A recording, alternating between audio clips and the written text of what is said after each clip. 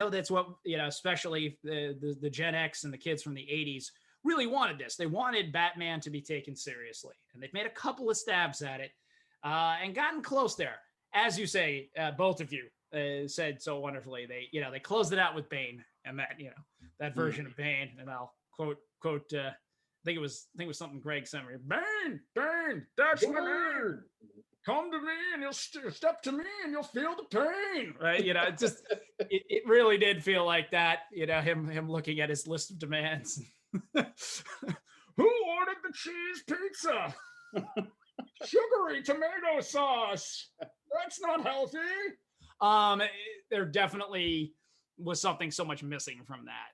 It was just such the letdown in the final part. Even Catwoman, it was like, I liked it, and I don't know. I liked her as an actress, as her Selena Kyle, and it made some more sense. But it had this kind of, she just had this literally like, we're gonna rise up and take the power back speech, and then she proceeds to maybe possibly go with him to Italy and eat at all the finest restaurants. It really just didn't. That was it, right? We're gonna rise up. We're gonna kill that 1%. She's got this, fiery speech in the beginning. You don't even know what's coming, right? And they get this whole thing, and she's full in on the revolution, but until you show her a nice meal, I'm just like, that didn't really do that character justice. I understand that I'm highlighting the cliche of it all, right? And it really kind of undermined the powerful woman in that. But nevertheless, that's what we got. So there's where I really still feel we were robbed. We were really robbed in that Dark Knight Returns. We have never quite gotten it. We gotten close. I'm so sorry that we never got a chance to see another Joker performance out of Heath Ledger, and that he passed so tragically. Because I really do think that was still the best in the Joker performances. Though, Jack, I'll still watch on any given day, just because it's Jack Nicholson. It's fun. Though I'm not going to call that acting. Let's be quite honest. It's actually, Jacking. What's sad part is I would argue that was Jack Nicholson's most acting he had done in a while, and frankly, to date, he didn't just show it like he was maniacal, Jack, obviously, but like there's much more of a range. Normally, kind of figures out what kind of Jack he wants to be in, and he's that for the whole movie. He just kind of tones it up or down, and that's his range. He's not really exploring different emotions or even facial expressions. Wendy? The funny part is everything you just said is almost emblematic of the fact that why I started this whole thing by saying really the argument is us, because it's not so much that I disagree with you. However, couple of things. One, we didn't all start with a Frank Miller intro to Batman or any comic when you break it down, because that's the hardest part about comics is everyone's coming in from different angles. You can always argue what the order is, but hell, even the creators will come out and surprise people with the order they want their stuff to be read and interpreted.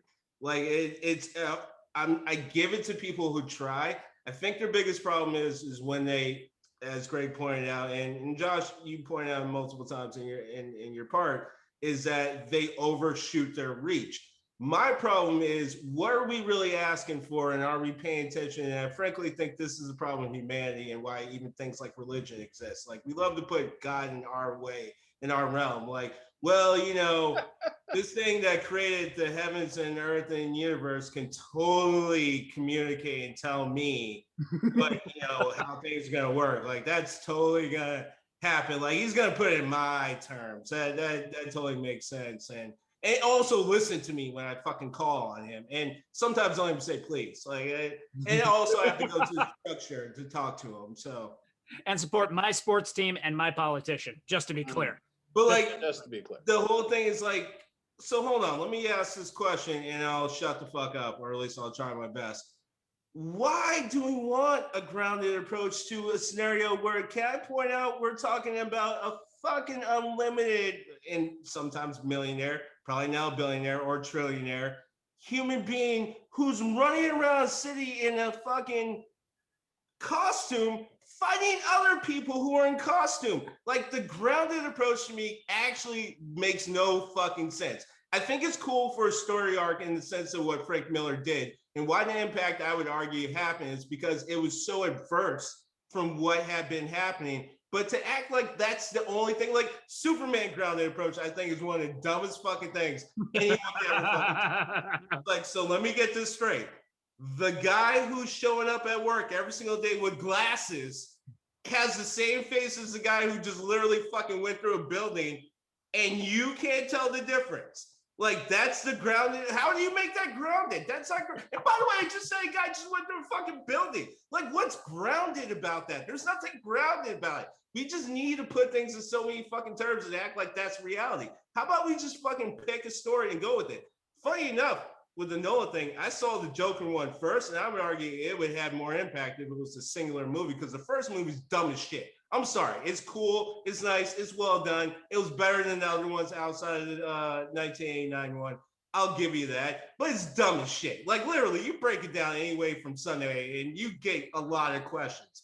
The middle one also has a lot of weird fucking questions and timing issues that don't even try to line up. But still, I would argue if it was a standalone movie, it would have more impact.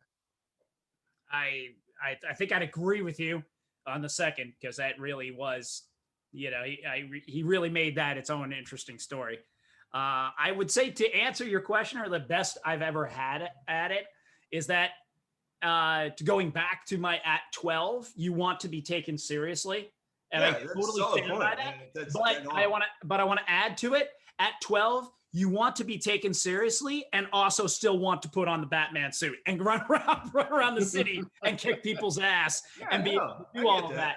So it's those two urges that exist at exactly the same level and in the same, you know, conflicting points of view that exist at the same time, particularly in that developmental stage, right? As a, you know, young, you know, just coming off of 10 and early teens, that at least for our generation, I feel like it never entirely left us. Like, yeah, that's why we ask for almost the impossible, as you say, right? Who does this? Who in their right mind would do this? Right? I would argue that every generation is succumbed to that. In the same way, every generation will look back at the generation behind them, say, you're doing it wrong, and the generation ahead of them did. Absolutely. Also, all the things that the generation ahead of them did wrong, and we're not going to do, and then fuck up for a generation behind us. Like, every generation is succumbs to that. I guess my biggest point is, our problem is we don't know what we actually want and ask for. Can't we just take good shit? Like, there's room for a campy Batman. It's been proven. Not even with the movies, with the series. The actual series that buoyed the fucking comic. A lot of people don't like to look at it like that. Or it can be taken seriously. Point being is, how hard do we want to be about a serious, unrealistic situation? That's the whole thing. I don't think either of them really matter. I mean, I think ultimately the point is we want to be entertained. Exactly. That's my point. So I think the idea is, and they understand that too. You know, like, people are going to make it seem like, oh, this isn't allowed to change. This isn't allowed to change. You have to make sure that everything lines up exactly the way it was in the source material. And then Logan. Well, no, there's a difference between changing the story and making it entertaining. Those are two different things. Are they, though? Yeah. You can do the two things at the same time. They don't have to be exclusive from one another, but they are two separate actions. How? Here's the idea. Stick to the source material, but don't just be lazy about it. Be good about making the source material. You don't have to just make something good or make source material. You can actually do one of the same, or you can fuck up on both. It is a pretty clear thing to do. Just because someone says something doesn't mean that's exactly what has to happen. Look no different than the Star Wars crowd. Midichlorians was the talk of all the 80s and the 90s. Then they got it. And all of a sudden, people are pissed off. You can easily make the argument that the writer's like, hey, we answer your question. You want to know what the fuck the Force was? We told you. Not our fault you didn't like it. That's the whole point. Like, you can make things that are good and source material. You don't have to succumb to just fucking up and then call it one or the other. I have to say, I never cared what the source. I mean, I went with Yoda and Ben about it. And that's kind of my point with the Batman thing. I was arguing with religion. Yeah, but that's my point about the Batman thing, is we're all coming in from different angles. So when you're coming from source material, I don't begrudge anyone, but to act like the one or the other can happen is exactly how we get here. Very true. Very true. And the good news for us, it's why we have a podcast after all, because without this, the three of us would just be doing this in private and not sharing it with the world. So what could we, I think anyone who knows you knows that that is a complete lie, and they're totally different conversations you can control. Our text group message is clear indication of that. Oh, yes, without a doubt. Sell yourself short there. Without a doubt. Absolute manipulation. So many secrets down here. So many rituals. So many secrets. The truth down here in the steam tunnels. Yes, yes, indeed. We know. We're the ones. Never mind Q. Forget all that. How did it end up on Q, by the way? Wow. From Star Trek. Star Trek. That's all I could think of. It had to have been from that. It had to have been from Star Trek, right? It had to have been from that. But so far, I mean, I want a lot more witty banter. My personal favorite was, "You hit me. Picard never hit me. I'm not Picard." Shout out to Avery Brooks, who was also the best Hawk ever. If you ever grew up watching the Spencer for Hire series, he was Hawk. And I was gonna say, was there another Hawk? There was. They've made some other attempts. They've done some other things. They've tried, but he was Hawk.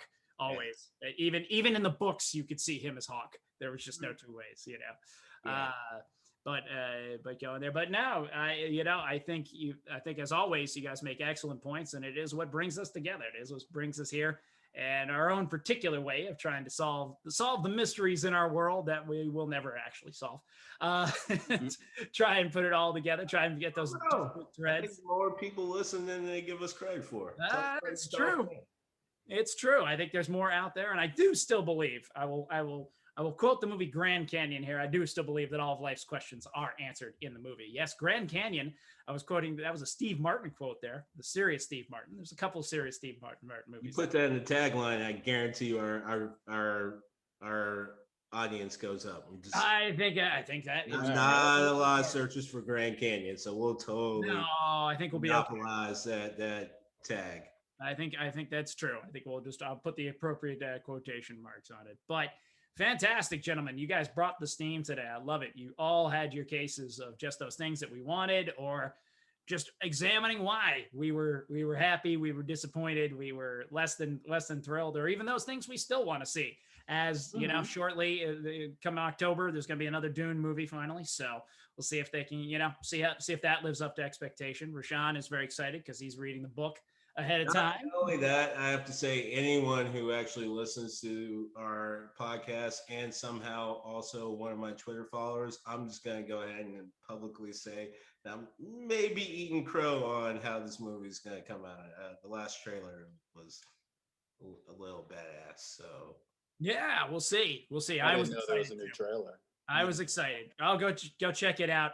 They even used they even work in Pink Floyd in there. They work in Eclipse at the very end. I mean, don't get me wrong. Like I said, this is one of the few times I get to be a book nerd, be like, pointing out differences, and I can already see from the trailer that kind of stuff. But at the same time, this movie does look pretty badass, huh? Yeah, so it's definitely there to look forward to. Maybe, hopefully, we'll not come back. Chalamet might be some more deep on some real shit. I mean. This might work out. I mean, they casted well on this.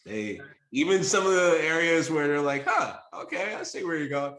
This is what I'm talking about. There are more, even though literally 6 of the actors have been in some of the top grossing movies of the last 100 years. I'm just saying, at least they got a little inventive with the cast. No, without a doubt, something all to look forward to. So with that, I'm going to bring us back out. Gonna adjourn this meeting until next week when we can come back and discover more secrets, more secret knowledge down here, more rituals to uncover down here in the steam tunnels. But Star Child, what are you going to lead us out into the week with? Just remember that you deserve love, everyone. Oh, I love it when he goes to that message. That's a favorite one. My shrink loves that message too, by the way. She absolutely gives that a big thumbs up without a doubt. You deserve love. I think we all do. So we come down here to share a lot of love here in the steam tunnels, even when we don't. Rashawn, what you got here to lead us out with into the week?